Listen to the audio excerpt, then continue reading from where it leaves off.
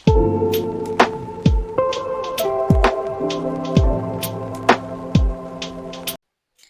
Friends, episode 10 में हमें दिखाते हैं कि मून देओक आजिन को कहता है कि तुम्हें बस हाँ कहना है, बाकी सब मैं हैंडल कर दूंगा।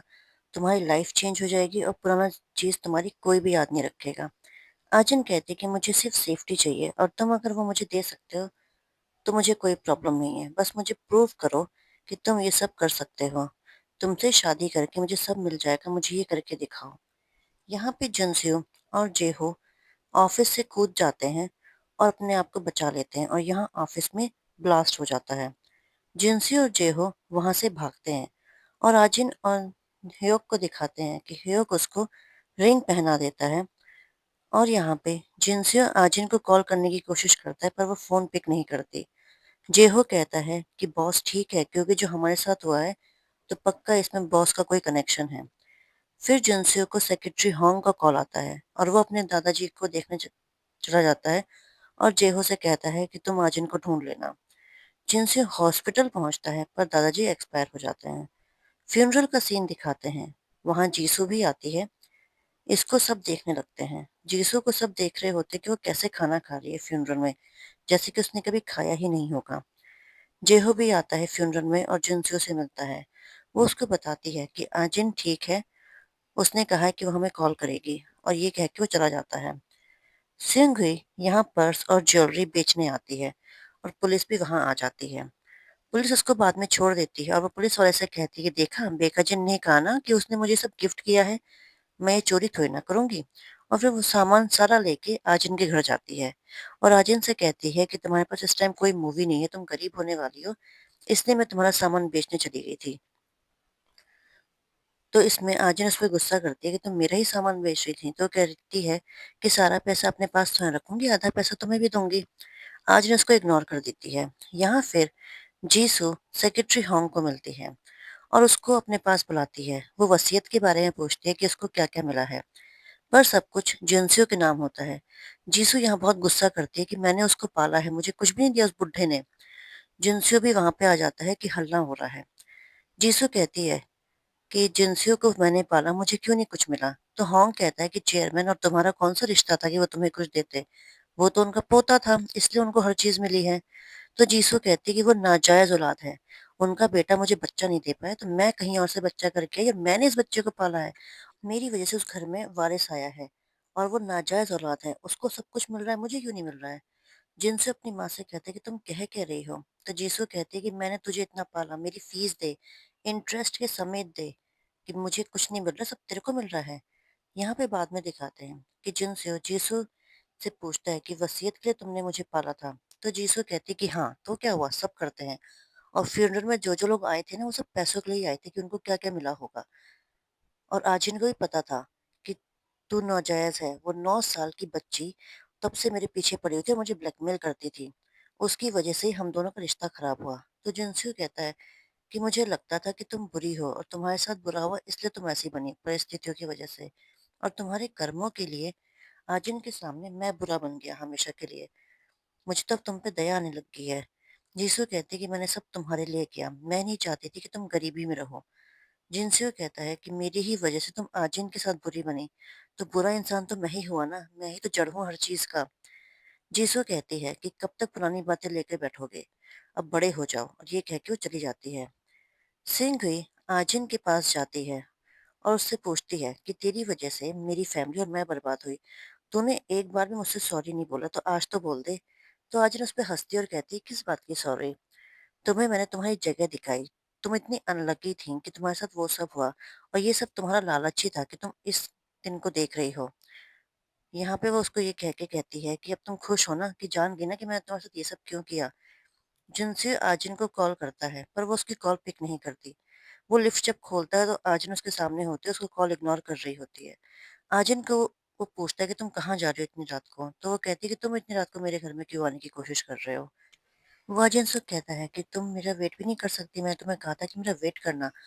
तो आजिन कहती कि तुमने किडनी अपनी माँ को दी, तुम्हारे दादाजी मर गए, अब तुम किसका गुस्सा मेरे पे उतारने यहाँ पे आए हो। क्या मैं हमेशा तुम्हारा कॉल पिक करती रहूंगी क्या, इतनी खाली तो हूं नहीं मैं।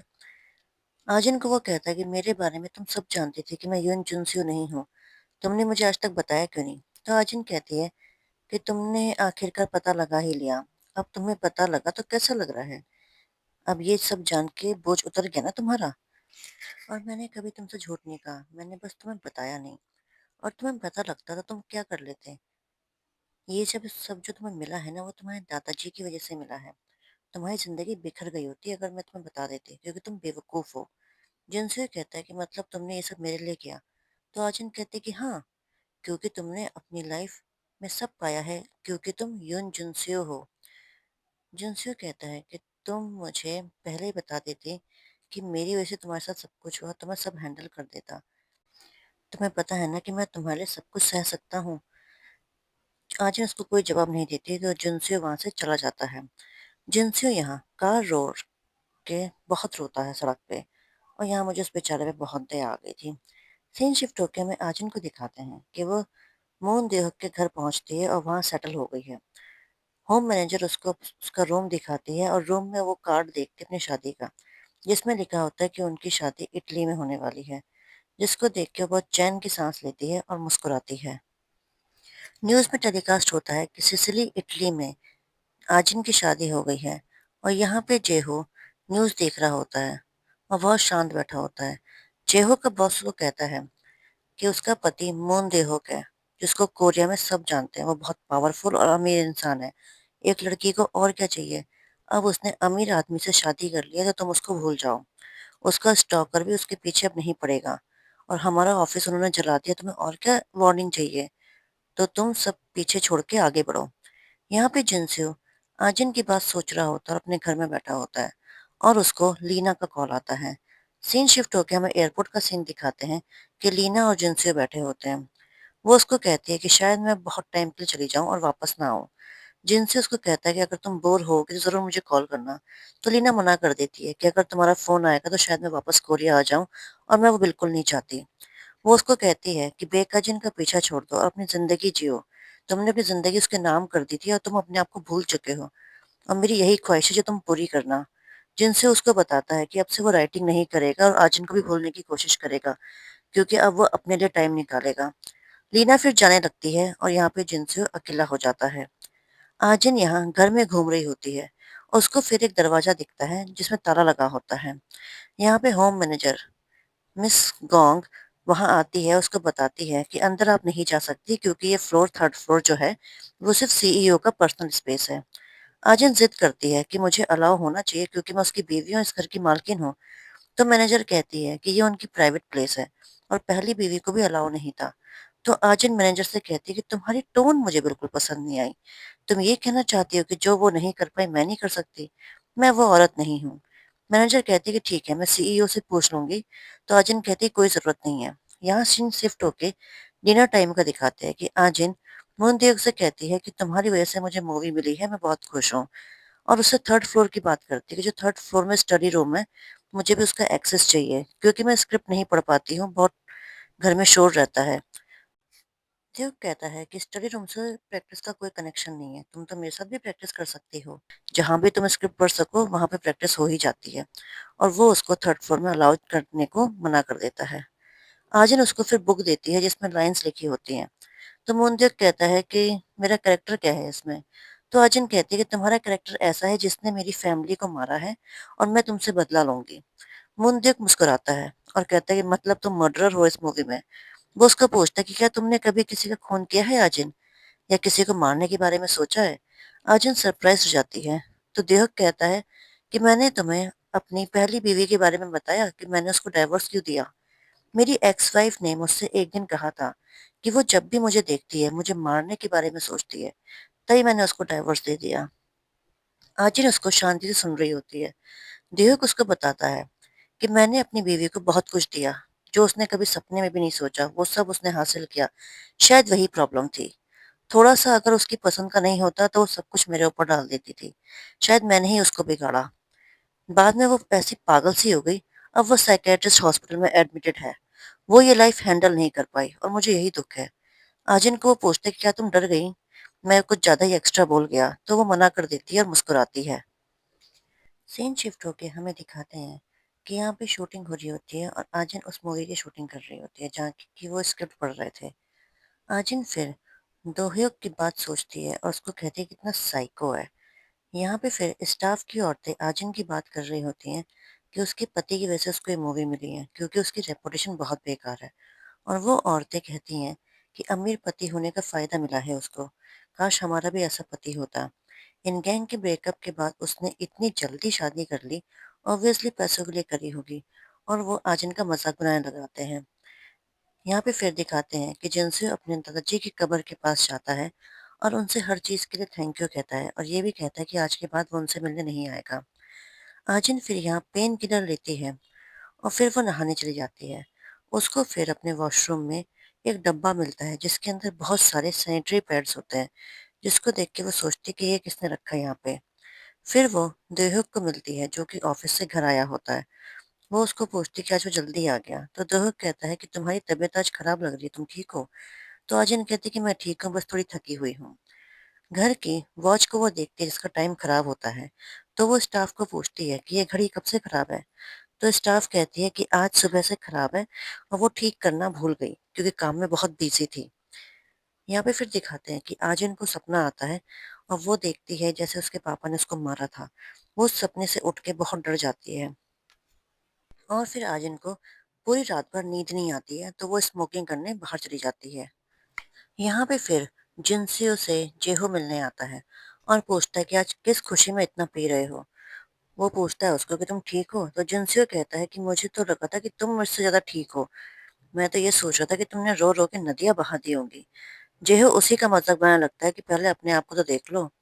जेहो कहता है कि तुमने मुझे वैसे बुलाया क्यों है?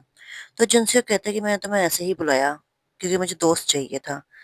जिनसियो जेहो को कहता है कि अपनी लाइफ अच्छे से जीना, मेरी तरह बर्बाद मत हो जाना तुम। जेहो उसी के ऊपर हंसने लगता है।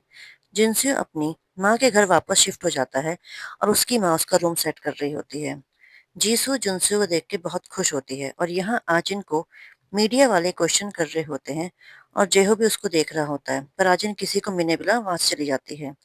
एक औरत जेहो को रोकती है और वो आजिन की मैनेजर होती है। वो जेहो को आजिन के पास ले जाती है। आजिन को वो पूछता है कि तुमने मुझे पहचाना कैसे इतनी भीड़ में? तो आजिन कहती है कि तुम सिर्फ मुझे ही देख रहे थे, तो ऑब्वियसली मैं पहचान नहीं जाऊंगी। जेहो पूछता है कि तुम कैसी हो? तो वो कहती है कि मैं ठीक हूँ। तो वो कहता है कि तुम्हें देख के लग रहा है कि तुम बहुत बीमार हो। तो आजिन कहती है कि मुझे आजकल बहुत बुरे सपने आते हैं, तो नींद पूरी नहीं होती। आजिन जेहो को कहती है कि मेरे पति के बारे में तुम पता कर सकते हो? क्योंकि मुझे पता करना है कि उसकी पहली बीवी को क्या हुआ था। मुझे सब कुछ जानना है और मैं ये भी जानना चाहती हूँ क्या मैं उससे मिल सकती हूँ? जेहो शॉक्ड हो जाता है कि उसकी पहली बीवी भी थी और इसने उससे शादी कर ली। जेहो उसको कहता है कि तुम उसकी लीग की थी भी नहीं, तो तुमने उससे शादी करी ही क्यों? और यहाँ ये सारी बातें देहोक सुन रहा होता है। आजिन और जेहो की क्या बातें चल रही हैं? आजिन कहती है कि बस मुझे उसके बारे में पता करना है। आजिन को घर में मिस गोंग चाय देने आती है, पर वो चाय के लिए मना कर देती है। मिस गोंग कहती है कि सीईओ ने कहा है कि आपको चाय पीनी है सोने से पहले, क्योंकि अगर आप चाय नहीं पियोगी तो वो मेरे लिए बुरा हो जाएगा। और वो चाय रख के वहां से चली जाती है। आजिन गुस्से में उस चाय को फेंक देती है और शीशे में अपने आप को गुस्से में देखने लगती है। फिर दिखाते हैं देहोक घर पहुंचता है और मिस गोंग से आजिन के बारे में पूछता है कि वो कहाँ है।